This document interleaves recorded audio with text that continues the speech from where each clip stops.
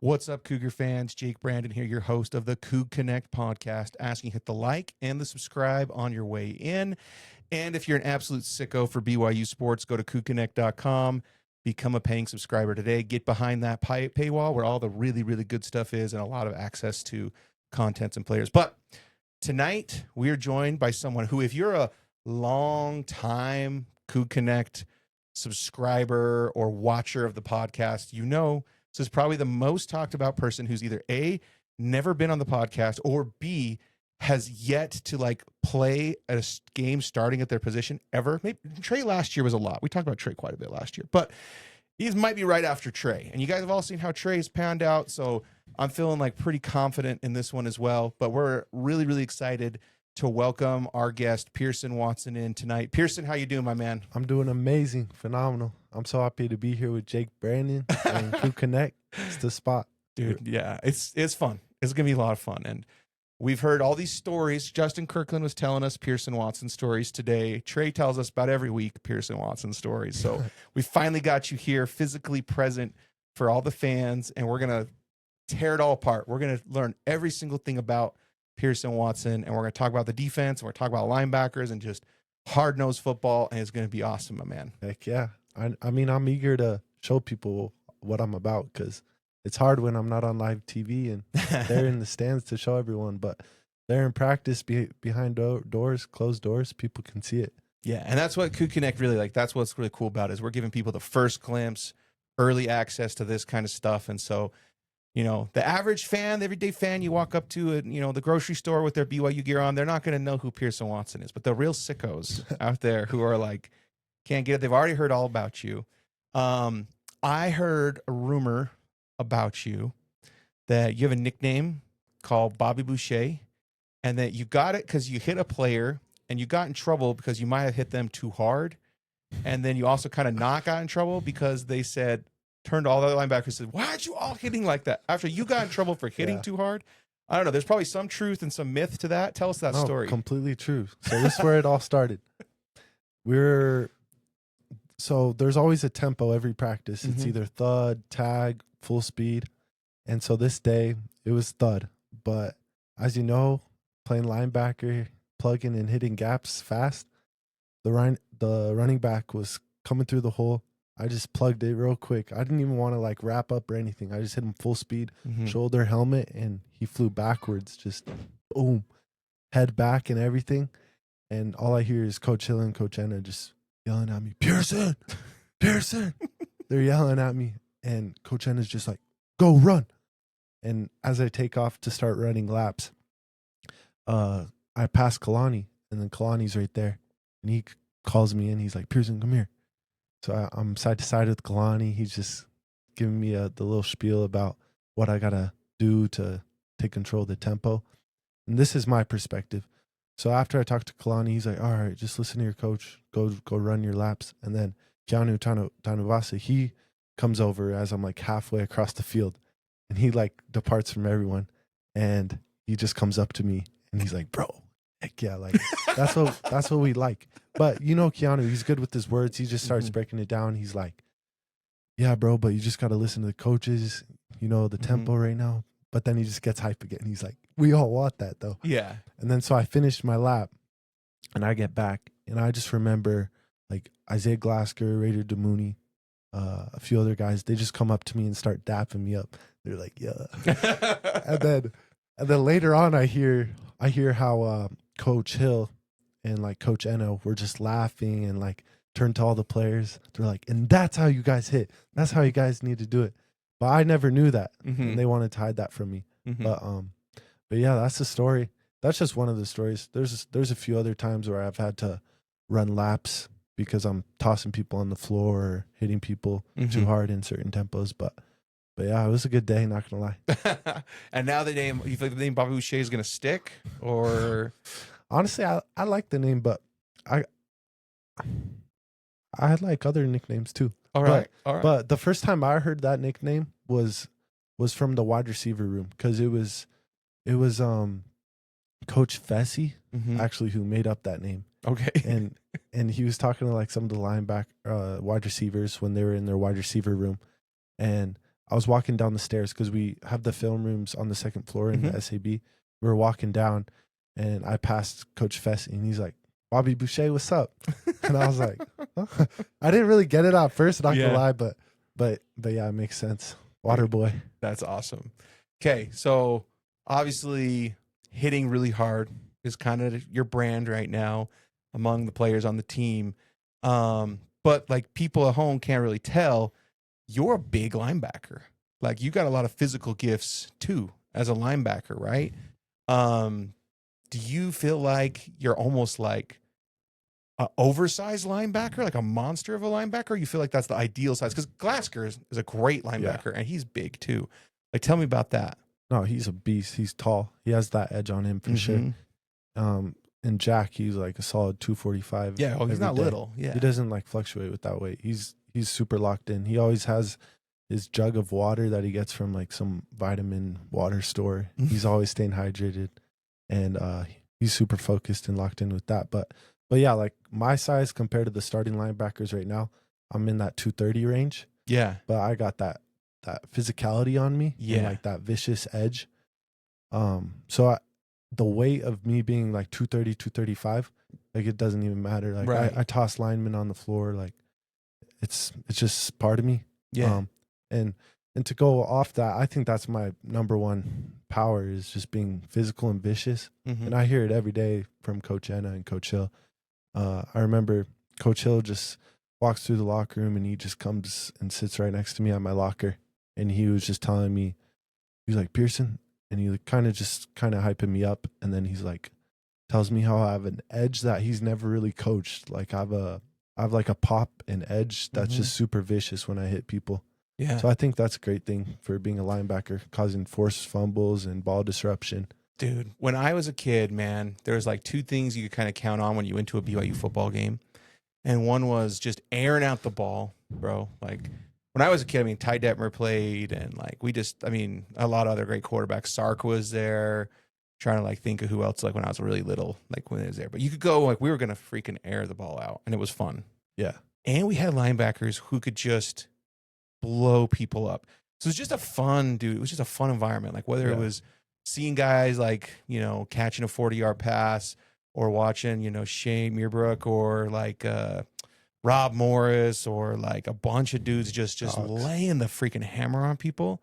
How could you not like just fall in love with BYU sports, So I'm glad. I mean, not that Glasgow and Kelly haven't been doing that. They for sure have. Ciale too, bro. Ciale can hit for sure too. But like, it's just fun to know we got a little bit of that down in the future too. No, definitely. And honestly, I feel a little bad right now for the starting linebackers because they're like big stars, beasts, but they're just struggling a little bit with like their bodies keeping up to their physical demands. Yeah, it's a physical position. Yeah, and they're so good that they start being 60%, start being 75%, and ball. Yeah, it's funny. You can look at like just guys warming up week 1, and then guys warming up. What are we now? Like week 12, 13, whatever it is with the bye weeks 14. And like how many shoulder braces there are week 1 on the whole team, but especially the linebackers. And then like how many shoulder braces there are on people. Like at that point, you're like, dang, bro. Like they're going through it right now. Yeah, I was joking around about like the shoulder surgeon. He's gonna be packed with all of us, dude. He's like licking his chops. He's like, we're going to Disneyland. We're going to Cancun. Kids are getting some nice braces. Whatever it is, man, he knows he's got it coming to him. So no, that's cool. And I feel like we were talking before the pod. Your physicality, I would say, a lot of that is just genetic, almost. Like, talk to me about mom and her family, lots of athletes there, dad as well. Tell us about this like perfect combination that created this Bobby Boucher monster. Heck yeah. So to start off, I'm a dual citizen going back into Canada. My mom and dad were raised in Canada. Oh, cool. So my dad grew up playing hockey and basketball. So he was crazy on the ice, but he ended up becoming a star in basketball. He dropped 40 a game in high school. And then he got recruited to Idaho, Vandals. And then he ended up playing ball there. He's a lefty 3-point shooter. Dude. He was a beast. Vertical like crazy. Put his elbow in the rim. Shout out to dad. Yeah, it's awesome. He's like 6'5", too. Sturdy, big frame. He's like 300 right now too. So, Dude, what position did he play? Did you say? he was shooting guard. Shooting guard. Okay. Mm-hmm. Okay. So that's my dad's side, and then on my mom's side, also being a crazy Canuck, crazy Canadian, she has 2 brothers who were actually linebackers here at BYU. Oh, cool. Aaron Wagner and Jaden Wagner, and they were big linebackers too. I know that my uncle Aaron went to like training camp with the Jets. Cool. And then my uncle Jaden, he tore both of his knees, but he was a star. He was playing with he was actually starting over Calvin Noy and some of those guys. And at the time, Coach Pop was his GA. Okay. Yeah, so That's it's pretty cool. cool. But so that's my mom's side, and then my mom played college basketball, but she got married pretty young and then started having kids. Dude, So that's cool. That's the genetics. So there's linebacker genetics, and then there's also just like that fast, twitchy hoop genetics, hand-eye coordination, and then there's also the hockey physicality genetics. And it's just a perfect concoction. Yeah, you could say that. It's funny because Coach Pop and my uncle Jaden are pretty good friends. Okay. And this summer we were playing, or we went on that spring camping trip as a full team. And my uncle Jaden, he owns a boat company called Boat Ranch and Truck Ranch. So he brought out like pontoon boats to like just let us go surfing and get a good vibe. And so when Coach Pop and Jaden, my uncle Jaden, crossed paths, Coach Pop was joking around with my uncle. He's like Pierson, he's like physical like you, because my uncle Jaden was like pretty tough and like kind of like Coach Pop said he was like stiff, but he was a hard hitter. But Coach Pop was telling my uncle Jaden, he's like, he's just as physical, but he's also fast and athletic and like has like motion to him. That's cool, dude. Yeah, that's awesome. something that Coach Pop said. And in today's game, you got to have that. Like when I played high school ball, everyone's running 4-3, everyone's running I. It's downhill football. You didn't have to cover a lot of ground. You had to destroy blocks. You had to hold your ground and be physical. But like, you weren't chasing backs out of the backfield, like on a swing route or a wheel route or anything crazy like that. But at today's football, man, like who was it in our game against? Was it Glasgow? Was like running downfield on a wheel or something? Like we're talking 20, 30 yards downfield, and he overshot him. Right, but he was covering him way downfield. I think it was Kelly. Yeah, was it Kelly? Mm-hmm. Okay, yeah, he was like on coverage, man, down there like that, right? And like that's something you'd have to do too, like in our defense, right? Yeah, definitely. It's like being in coverage, playing downhill. Also, that's something that Jack's like very, very impressive with his speed and explosion. Like we have the medical staff and like the sports athletic training staff. And they track us with our velocity and everything. And Jack's numbers just blow everyone out. And being 245, it's just crazy. Because it's totally different. We line you guys up, laser time 40s. That's one thing. Oh, we line you up, we run gates. It's another thing. It's another thing like put that catapult on or whatever, and it's game speed. Exactly. Right? Like what are some of the crazy numbers you think people on the team hit that you've seen? I mean, Reggie Frischkinet, when he first got here from transferring, he was the fastest. Yeah. Like when we were doing the gates. But then when everyone got like, when everyone healed and was like regenerated or whatever, then Shmev and like Trey can cook. And all those guys just started like burning Reggie. And Reggie was like, dang, I thought I was the fastest. Everyone just got like healthy again. But yeah, Reggie's fast too. He's going to ball out. There's so many fast guys on the team. Yeah. Like, it's weird coming into like a Division I, because back in high school when we were doing sprints and stuff, like just burning everyone. But yeah. And you saw Trey's real close. And Trey told me that he didn't hit his top end speed he's ever hit in a game before when he tracked that kid down at what game was that in? Iowa State. And he chased that guy all the way down. Try to punch it out too. He did a pretty good effort at that, but tackled him near the goal line. We settled for a field goal, but touchdown saving tackle, right? Like red zone big stop. Yeah, dude. Let's talk about that. Let's shift a little bit into this defense. Like this defense has been kind of crazy this year. People get in the red zone and it's like, I'm almost expecting as a fan, like, that was a good drive, but you're going to get a field goal attempt out of it. You know, Heck yeah. Like on that, why has the defense been so good? What are you guys emphasizing? What do you see as a player? Yeah. Going back, as I think about red zone stops, I just can't stop thinking about Maury Bamba against Utah with that 4th and 1 or whatever. Yeah. But honestly, our last game was our biggest struggle with the red zone. Really? But going into that game, we were top in the country. Coach Hill was telling us about red zone stops, but we were 3 for 3 in red zone stops. Like they scored 3 out of 3 times this last game. So like, that was something that we struggled with definitely. But after that, after the first 2 drives, we won 41-7. Yeah. So it was like, it was just starting slow and all, but honestly, it comes down to Coach Hill and the way he coaches of doing your job and just how focused he is on making sure everyone knows their job 100%. Because me coming in as a freshman and learning the playbook, it's like it's a very complicated defense that I've put in a lot of time and dedicated with, and watching film with Coach Enna and some of the other guys. Like during the summer, I would meet with Coach Enna a lot every day, and then also Coach Hill met with me in a meeting, and he wanted me to meet with Jack Kelly one-on-one. So we watched film a few times one-on-one, and like as soon as everyone, all 11 players, does their job, like everything's gap sound, no one's open, everything's clamped up. There's just nowhere to go. There's nowhere to throw to. Yeah. And that comes down to just big red zone stops. Yeah. That's awesome, man. Yeah. And it's just been impressive to see. It's been impressive to watch. And it's got to be pumped, you know, being there, being part of the team, and just knowing like you guys are a bunch of dogs and you're always in it. And no, yeah. Thinking about this, something came to mind. It's something like more personal in the linebacker room, but I'd love to share it. Please. So one day, someone in the linebacker room slept in. Oh no. And it was the first time it ever happened. So they called him, he wasn't answering. Then they ended up going to his house, and they got him to come, but he missed the first part of meetings. And this is the first time it happened. Like it was crazy. Like Jack and Isaiah were super mad. They're like, the standard doesn't change for anyone. Like that's BS. And then later, after meetings, after practice, Coach Enna made us do 100 up downs in a row. We're going, and around 50, he let the older classmen stop doing them. And then us younger guys, we just kept doing them with him all the way up to like 80, and then we stopped because Coach Enna told us to stop.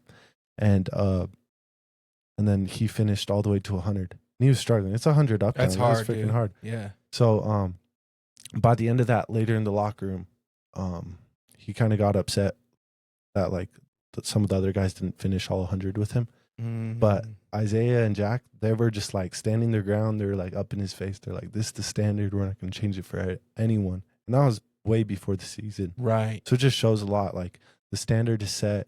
Those guys have big expectations. They're dogs. They know what they need to do to win and do what they got to do to win. Yeah. And they're up for it. Dude, so we talk about culture. Like players want to be here. Culture's so strong. And I think like a lot of people think that means like everyone gets along and like everyone's brothers, and that's true. I'm not discounting that. But I also think you can't talk about the culture without talking about these standards that you're talking about. Like that is part of the culture, right? Because there's probably tight-knit teams around the country where there's lax standards, but everyone gets along. But here it's both. It's like everyone, for the most part, like gets along. Dude, it's crazy. I've never heard a wide receiver complain about touches or targets. A running back complain about touches or targets. A quarterback, right? We had all the quarterbacks in here, and we talked to them on camera, off camera. Never heard about it at all, which is crazy, right? And I feel like that's great. That's the culture, the unity part of the standard. But then also, dude, like the players hold each other accountable to like absolutely standard of excellence as well. No, yeah, I see it every single day when it comes to everything in the weight room, in the film room, afterwards, eating, nutrition, sleeping. It's all over the place. All the guys, like all the older guys, they're old guys. They're not like amateurs, you know. They know what they got to do to make it happen, and they set the standard for sure. We talk about it all the time. Okay, dude. So we've got probably one of, I think you easily say top 4, top 5. I don't know, top 3 biggest games for BYU. I'm talking all time, right? Like you could make that argument because the playoff implications on the line, championship implications on the line. The coaches today were saying this is the biggest game ever in BYU history. That's what they're saying. I feel good about that, saying top 3, top 5, because like it is huge. Take us in the prep, take us into tech, take us into this. Like, how are the coaches preparing you for this huge opportunity, this huge moment? Yeah.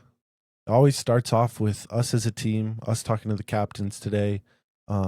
the captains that were talking were Tanner, Chase, New, and John, JT. And so Mondays always start off like that with the captains talking to us. Then the rest of the staff come in, team meeting. Then we go into special teams. And honestly, I think every other team in the country doesn't work as much special teams as we do. Yeah. Because Coach Pop always says something similar about how coaches don't put as much attention as special teams as we do. Right. So it just comes down to the basics. Like, we spend so much time on special teams. And then after that, we moved into the team room of defense. And Coach Hill, every Monday, he always brings out a board and says the mentality of the other team and then BYU mentality. So he's always so devoted to this. Yeah. And he brings, he really thinks about it and prays about it. Because he tells us that he goes on walks and then he figures out what their mentality is and what the goals are for the week. So he spills those out to us, makes us write them down, and he quizzes us later on. He asks us, calls people out. So he really dedicates a lot of his time and just his bandwidth thinking what do I got to do to get these guys on top? Think about it like I do. So I think it's really cool how it goes into depth, not only on just training, working out, but it's a lot of mental stuff too. Yeah. We spend hours and hours in film. I was talking with Trey last week, maybe, and we were talking about how that's the thing I get most envious of. I literally go and coach and train to professional development, leadership skills, right? That's what I do. And I was like, man, I would love to get some of that, from the coaching staff. Cause I know people have shared stuff they've shared. It's good stuff, man. They're getting you ready for X's and O's, but they're the mental aspect, the leadership aspect, the development aspect. It's all there, dude. You guys are so lucky. No, absolutely. It's hard to express too when the spirit's in the room and all those guys that we always talk about are in that same room with the coaches that we talk about are in that same room. Yeah. There's a spirit that's special. Yeah. Dude, I love it. Okay. So we've played Tech before. We're playing again. What do you think is different this time, maybe? Is it the implications are bigger? Is it that it's a rematch and so it's a fresh start for us? What do you think is going to be different this round? Yeah, I mean, none of us are at home. We're not touching the same turf we touched then. Yeah. And I know that a few changes have changed within all the depth charts. So we got new players, new turf, new advantage. Oh, something cool that happened today. Yeah. Coach Hill was bringing up, I don't know if Tanner talked about this, but maybe Coach Hill showed his rematches in his coaching history.